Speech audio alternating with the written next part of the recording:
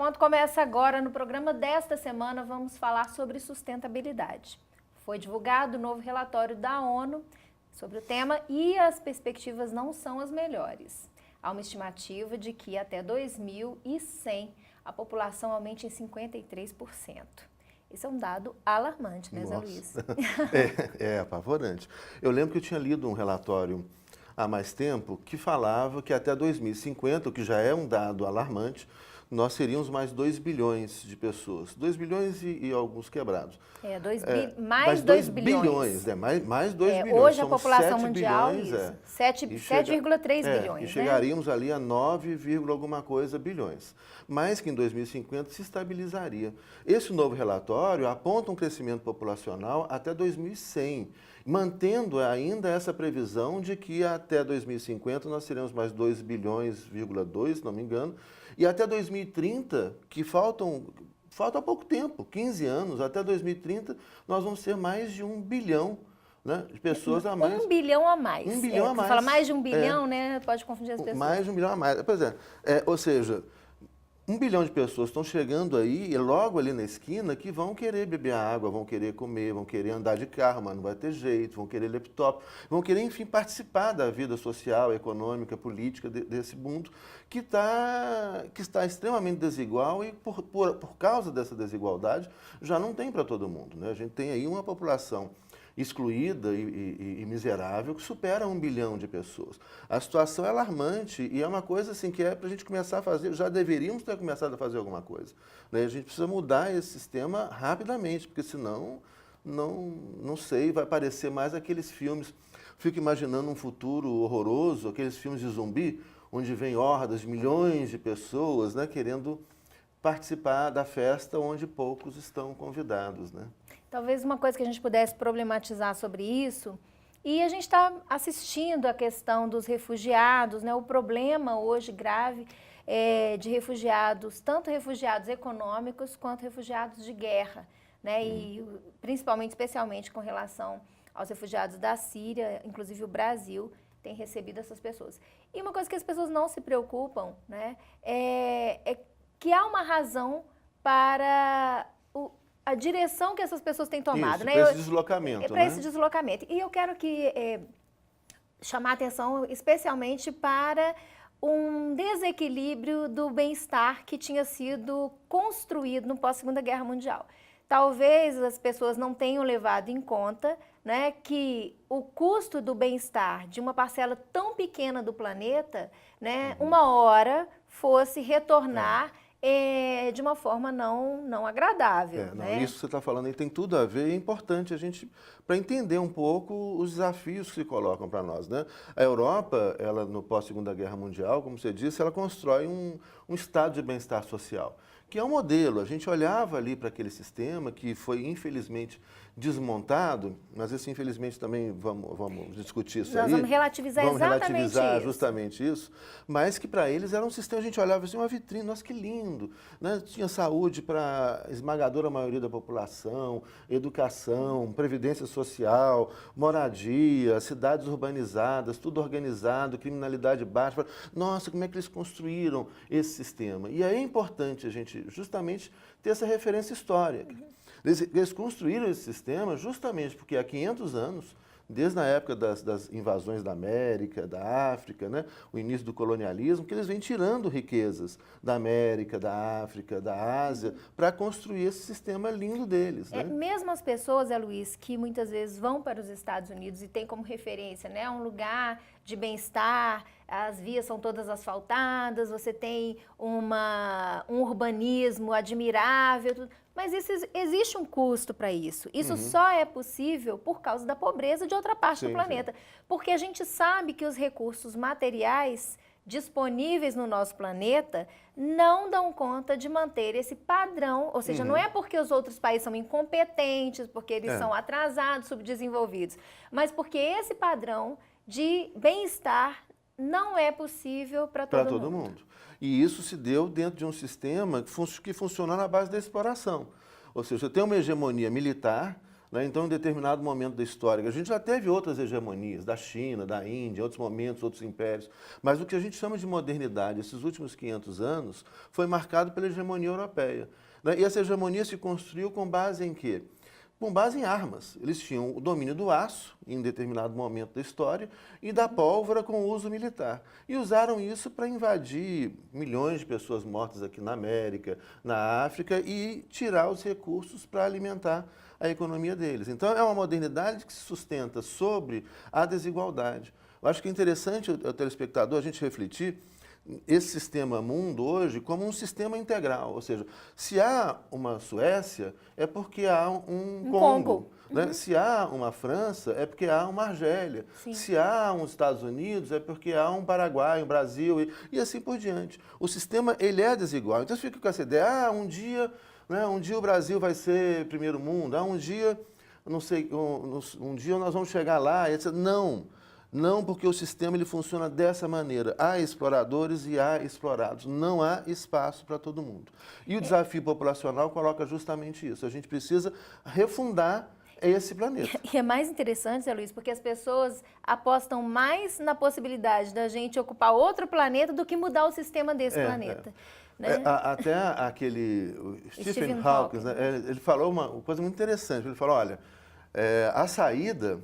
E ele é extremamente pessimista. E olha que era um cara que tem uma história de luta, né, de otimismo. Ele lutou contra uma doença grave, está aí pensando... História de superação, né? De luta, de superação. Ou seja, quem luta está acreditando em alguma coisa, né, diferente que pode... E ele falou, olha, de 2100 a gente não passa não, ou a gente vai colonizar outro planeta ou isso aqui acaba. Porque ele não acredita que a gente vai aprender a dividir. Mas eu ainda sou otimista, não sei, talvez a gente precisa aprender a dividir, a gente precisa construir um outro sistema mundo. Esse sistema mundo que está aí, dentro dessa economia capitalista, ela é insustentável. Bom, imagina isso com mais 3 bilhões de pessoas até 2100. Né? Mais gente para dividir, mais gente para ocupar, porque é claro que se uma pessoa está vivendo em condições desumanas, né, em condições degradantes, as pessoas vão procurar, elas não têm mais nada a perder. Claro. Então elas vão realmente migrar para onde haja uma expectativa de qualquer coisa que seja melhor. É uma fala de uma imigrante senegalesa que ela participou de um programa na França, você viu isso no YouTube? Né? Muito interessante. Ela falando justamente isso, olha, essas pessoas que vêm, elas não têm nada a perder. Elas vão ficar numa região que é a questão da migração econômica, que é muito séria, que vai ser mais séria ainda com o aumento populacional. Né? Um lugar onde você vai morrer de fome, ou então o caso da Síria, um lugar onde você vai morrer num bombardeio, né? Então ela está disposta a qualquer coisa. Ela pega um bote, enfrenta um mar bravo, é o que tem acontecido, com a família toda, com os filhos pequenos, porque é o desespero, é a situação limite. Essas pessoas não vão, ou seja, vão vir mesmo milhões, já estão indo milhões de pessoas se movimentando no mundo à procura de sobrevivência, de um mínimo de bem-estar. E aí que é interessante, esse sistema mundo que a gente estava comentando, onde você criou países, né, estados nacionais. A ideia era deixar, então, as riquezas da Europa ali cercadinhas, protegidas pelas fronteiras dos Estados nacionais europeus e seus exércitos, e as pessoas exploradas, cercadinhas, protegidas pelas fronteiras dos seus respectivos países na África, na Ásia, na América e na Oceania. Né? Então, cada um ficava no seu lugar. Falou, olha, você aí está pobrezinho porque é culpa sua. Você não tinha essa perspectiva maior. Acontece que essas fronteiras nacionais, hoje, elas não estão segurando mais ninguém, nem para entrar, nem para sair. Então, o que está ruim pode piorar muito, né? Bom, mas tem mais um impacto aqui para a gente falar com relação a esse relatório que traz uma estimativa de um aumento da população mundial em mais de 53% até 2100. A questão que está na pauta agora é o problema da falta de água. Ou seja, a água do planeta continua a mesma em quantidade e a população multiplicando assustadoramente. Né? Como que a gente pode, Zé Luiz, avaliar essa questão da água e quais são os impactos, né, que nós estamos causando? Ou seja, os relatórios têm apontado para um uso da água do futuro. Né? Nós já estamos consumindo aquilo que seria uma reserva de futuro. O relatório, ele aponta um déficit hídrico até 2030, continuando nesse ritmo que a gente vai, de 40%. Né? O relatório traz dados, são dados assustadores. Mostra como que uma criança na África, em um país muito pobre da África, ela passa o dia, né, com 5 litros de água. Enquanto uma criança aqui, num bairro de classe média alta, aqui nos Estados Unidos, ela gasta por dia 300 litros de água. De 300 a 400 litros de água. Ou seja, imagina só, enquanto você tem uma criança vivendo com 5 litros de água... Que é um quarto do que é considerado como aceitável. Como né? aceitável. Um quarto, e essa criança carrega essa água na cabeça, e essa água é para cozinhar, para tomar banho, para beber. Né? Imagina. Aqui a gente tem essa coisa, tem gente lavando calçada com água.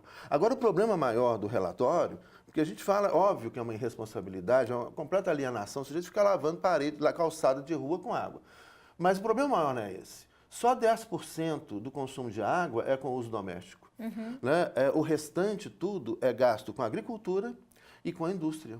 Por exemplo, aqui em Minas Gerais, aqui pertinho de Belo Horizonte, você leva o minério que é extraído de nossas montanhas, que deixa esses buracos, e esse minério que é levado para fabricar automóvel, para poluir ainda mais esse planeta, esse minério que é extraído é levado com grandes, enormes quantidades de água. Essa água inclui água potável, sendo que a água potável é 1% da água do planeta.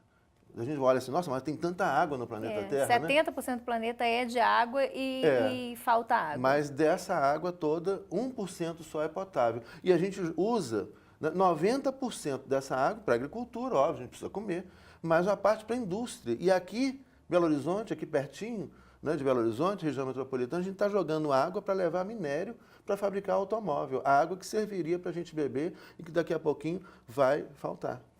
Isso implica também mudança de hábitos alimentares. Né? Segundo também relatórios apresentados recentemente sobre a questão da falta de água, o consumo que um quilo de carne representa em termos de água, por causa da alimentação do porco, por exemplo, para que a gente possa consumir o porco. Então, é essa relação que a gente costuma não fazer, né? A gente não faz esse tipo de cálculo. E como as coisas são aparentemente abundantes, a gente nunca imagina o custo que tem cada ato nosso do cotidiano. Não, o relatório é muito interessante, vocês encontram na internet, né? E vale a pena, só para a gente concluir essa primeira parte, lembrar um dado que ele traz aí, a questão da dessalinização. A Arábia Saudita é hoje o país que mais dessaliniza. Só que a opção de tirar o sal da água do mar, falando, nossa, tem muita água aí, vamos beber água do mar, tira o sal. Não pode beber água com sal que a gente morre. Né? Só que o custo para isso, o gasto de energia é enorme. Então, qual que é a lógica? Para dessalinizar, você vai gastar muito petróleo. Para tirar o petróleo, você vai gastar muita água.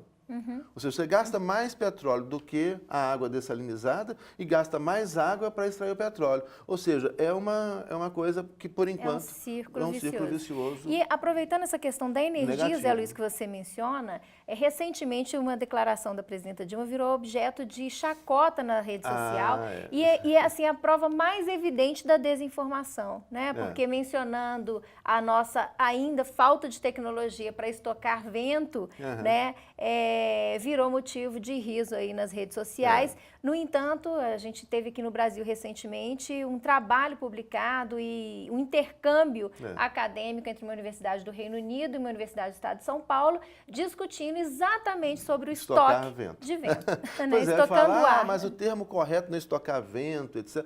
Mas a ideia é essa. Na verdade, ela traduziu de uma forma que as pessoas possam compreender, né? E ela é uma representante do povo, ela tem que falar do jeito que o povo entenda, mas ela traduziu a ideia, né? Que é o quê? Você abaixa a temperatura a menos 190 graus Celsius, né? Esse ar, que você vai criar o ar líquido.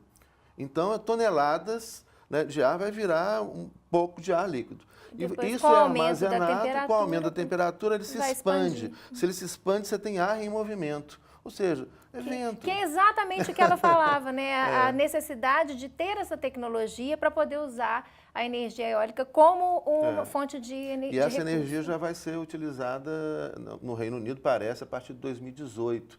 Ela já estará disponível, o que então vai fortalecer as formas alternativas, né? A energia eólica nesse caso, a gente tem insistido muito aqui, né? Antes de falar alguma coisa, tem que estudar um pouco.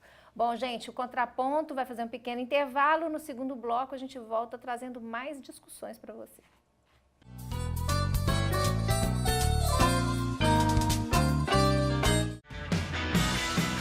Venha gravar sua peça audiovisual na TVC Produções. Além dos melhores equipamentos que garantem qualidade estética de som e imagem, nossos estúdios contam com revestimento acústico, ar-condicionado, chroma key, teleprompter e tudo o que você precisa para gravar o melhor vídeo para o seu projeto. Entre em contato e faça um orçamento. Ligue 31 3024 2755.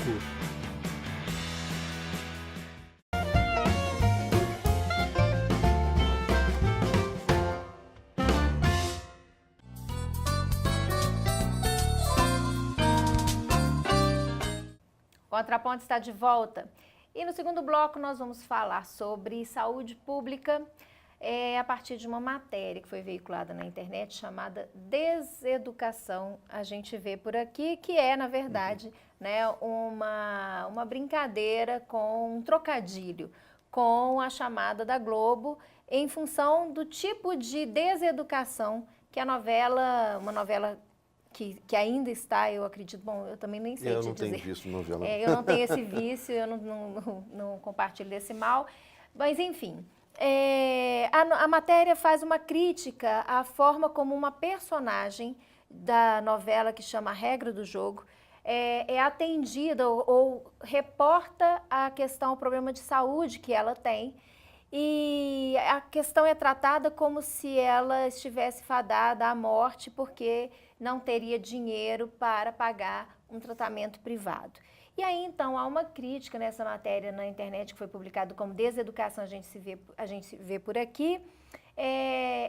Foi escrita por uma médica de Campinas e ela, então, fala que esse desserviço que a Rede Globo presta, né, ao colocar na novela uma situação que não é exatamente a realidade do sistema de saúde do país, né? Tem problemas? Claro que tem, nós já discutimos aqui no Contraponto mesmo, né? Fizemos alguns programas para falar do SUS, entrevistamos pessoas. Eu ia recordar isso, as pessoas, os profissionais da escola de saúde, trouxemos profissionais da escola de saúde aqui, entrevistamos pessoas na rua, trouxemos aqui no estúdio, né, alguns cidadãos para falar sobre isso. E é muito interessante, né, como até vocês encontram esse programa no YouTube, né, no site da TVC ou no meu site mesmo no YouTube. Vocês encontram esses programas lá. É muito interessante como que as pessoas, elas têm uma crítica, como se fosse assim, olha, eu sou obrigado a criticar. Mas elas criticam, mas ao mesmo tempo elas querem preservar. Elas entram em contradição. Não, mas para mim funciona. Mas a gente vê que não funciona para todo mundo. E assim, muito, o que a gente viu muito o conteúdo dessa matéria. Quando ela fala deseducação, a gente vê por aqui, algumas pessoas que nós entrevistamos, elas diziam assim, olha, nós perguntávamos, né, como que é a saúde pública no Brasil? É muito ruim, falta médico, falta leito, a gente tem que esperar muito. Aí vem a crítica que vem pronta da televisão. Aí a gente perguntava, você já usou? Eu já usei. Você foi atendido? Fui atendido. Você foi bem atendido? Eu fui bem atendido. Então, assim, as pessoas, elas entravam justamente nessa contradição, porque do ponto de vista da saúde pública, ela funciona mais do que não funciona, né? Mas do ponto de vista da opinião pública, ela mais não funciona do que funciona. E aí esse papel trágico, infeliz que os grandes meios, a televisão, as grandes redes de TV têm feito, né? E aí o papel da novela. Esse texto é muito interessante, porque ela mostra como que uma novela poderia ser educativa com relação a exercício de direitos, a reivindicação de direitos, etc. Como é que podia ser útil à população? E, na verdade, faz o papel contrário, né? A gente vê novelas... Olha, eu já há muito tempo atrás já vi algumas novelas, não vejo mais... novela, não vejo mais essa televisão também, porque é irritante como que se passou a ter, né, um uso ideológico, mas ideologia no sentido negativo, né? Não no sentido de trazer ideias boas, etc., mas no sentido negativo de distorção, de mentiras, de encobrimento proposital, e como que as grandes redes de televisão têm feito cada vez mais isso. E como que as novelas são, né, o tempo todo...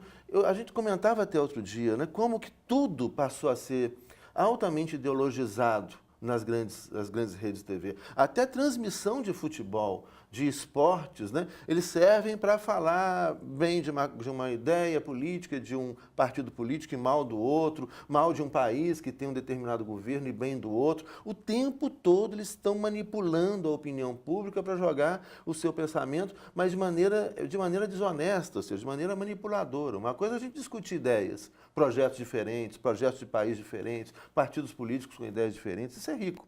Outra coisa é você colocar aquilo escondidinho, querendo manipular a opinião pública a favor de um partido contra outro, a favor de um projeto de país contra outro projeto de país e assim por diante. Né? Quanto mais você mente acerca de alguma coisa, né, uma mentira muitas vezes repetida acaba virando uma como esse verdade, pacotinho, né, que a gente viu na entrevista dessas pessoas. Né? As pessoas, olha, olha, SUS, tem que falar mal.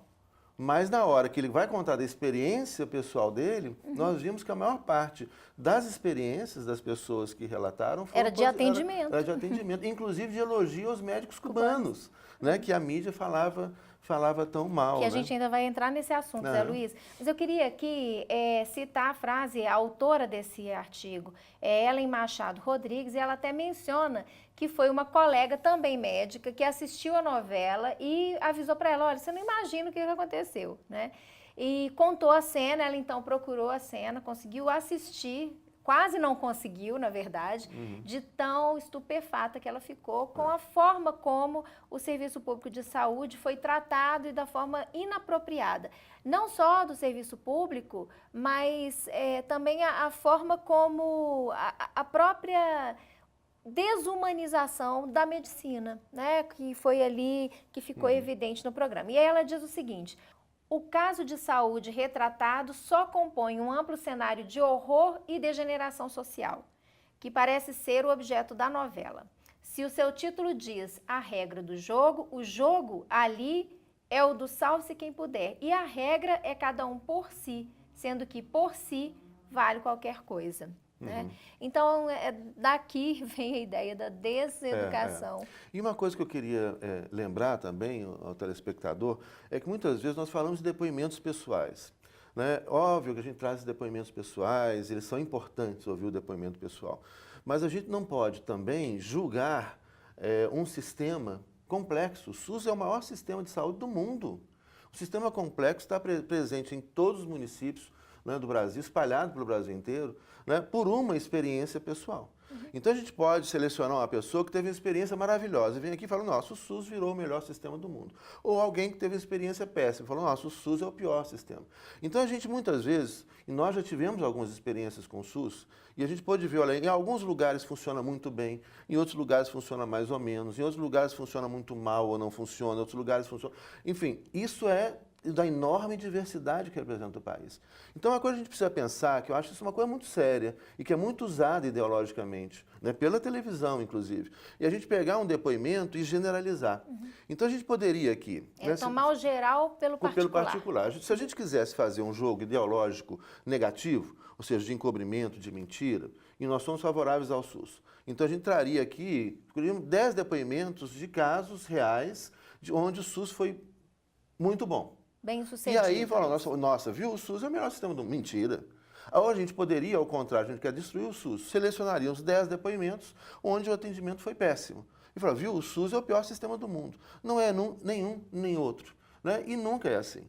Então, muitas vezes a gente tem uma experiência pessoal e fala, nossa, minha experiência com o SUS foi péssima, né? É um sistema horrível. Não, eu acho que não tem direito de falar isso. Ou ao contrário, minha experiência com o SUS foi ótima, é o melhor sistema que tem. Não é.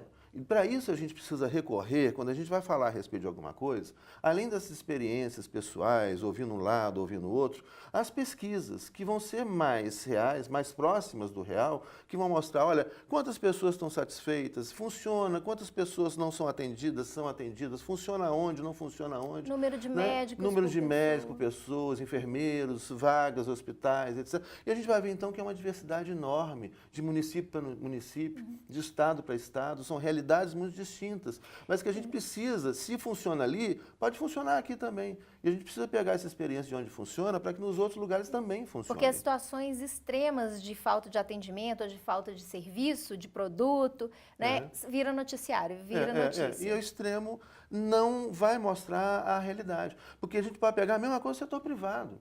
Quantas experiências a gente conhece com o setor privado? Onde funciona e onde não funciona. Onde você passa o dia inteiro, você paga caríssimo e passa o dia inteiro esperando um atendimento num hospital privado, chiquérrimo, lindo, maravilhoso.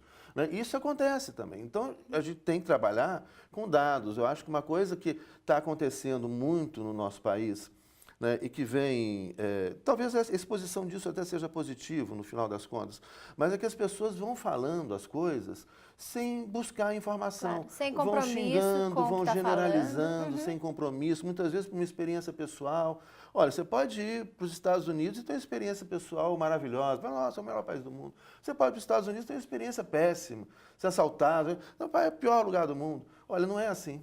Né? As coisas não são assim e eu acho que, mais uma vez, o que a gente precisa pedir, né? Nesse momento assim, onde está tudo tão polarizado, as pessoas, o argumento é o xingamento, é o rebaixamento do outro, né? É a agressão, e de pensar, olha, a gente precisa se informar e a televisão precisa ser um meio, a gente tem que exigir isso, precisa ser um meio de informação séria, que mostre os vários lados da questão. Né? A TV também fez uma campanha brutal contra o programa Mais Médicos, falando mal dos médicos cubanos, da técnica cubana, do tipo de formação que os médicos cubanos têm. Né? No entanto, esse programa internacional foi indicado ao Prêmio Nobel da Paz. Sim. Né? E como que os depoimentos, a gente vai ouvindo agora depoimentos, na internet tem um monte de depoimentos interessantes de pessoas que vão falando, elogiando o programa Mais Médicos. São médicos preparados para atender em circunstâncias adversas, né? Mesmo sem muita tecnologia, etc. Porque é óbvio, você coloca toda a tecnologia de ponta, imagina se todo município do Brasil pudesse ter toda a tecnologia de ponta para que os médicos pudessem trabalhar. Seria maravilhoso, mas não é a realidade, isso vai demorar a acontecer. Enquanto não acontece, as pessoas não podem ficar sem médicos. E trouxeram médicos que têm sido um sucesso, né? Tanto essa indicação, que é muito interessante, é muito representativa, e a aceitação, né? Como que o povo brasileiro, como que as pessoas têm sido recebidas pelo programa Mais Médicos, né? Pelos médicos cubanos, não só pelos cubanos, os outros médicos participando do programa também, mas a crítica foi direcionada aos médicos cubanos, como que essas pessoas hoje reconhecem o valor, a seriedade, a competência desses profissionais, que ao lado dos nossos profissionais estão fazendo um trabalho muito bonito aqui no Brasil. Apesar da campanha sistemática da mídia contra o programa, sim, né? Sim. Criticando o governo. Gente, chegaram até a dizer que eram contrários ao programa Mais Médicos em defesa dos direitos humanos dos médicos cubanos. Isso é ridículo. Né? Seja assim, é de um descaramento. Né? É essa crítica que a médica, eu vou até procurar o nome dela aqui, Ellen Machado Rodrigues, né? Que a gente até agradece por esse texto, por compartilhar essa crítica, porque é mais uma evidência do custo, né? Do preço dessa desinformação que a mídia tem investido contra as famílias. E, inclusive, no texto dela mesmo, ela fala, olha, geralmente se fala que a educação não é só na escola, que ela é na família, né? E não se fala sobre o papel da televisão, que está dentro da casa das pessoas, especialmente quando a gente está falando de uma rede de TV que está entre as maiores do mundo, talvez só seja ultrapassada por um conglomerado, né? E como não se trata dessa questão do papel negativo, né, do desserviço que é feito por essa tá companhia. Mentindo, tá induzindo a comportamentos, induzindo a valores, né, e que não são sempre legais. Pode ter um exemplo ou outro também, não vamos generalizar aqui, mas podia fazer um trabalho muito melhor do que esse trabalho de desinformar e esse trabalho ideológico, porque de trás disso, escondido aí está o trabalho ideológico de valorização dos interesses da medicina privada, né, e de destruir a medicina pública, o serviço público de atendimento médico, saúde preventiva e saúde curativa. Né? Bom, no primeiro bloco a gente falou sobre a questão da sustentabilidade, agora no segundo bloco sobre a questão de saúde pública, e o que a gente está percebendo é que está na hora de pensar mais do que mudança no sistema, de mudança de sistema. E é isso que nós vimos falando aqui sistematicamente no Contraponto. Bom, o programa de hoje fica por aqui e você pode continuar com a programação da TV Comunitária. Na próxima semana, o Contraponto traz um novo debate para você.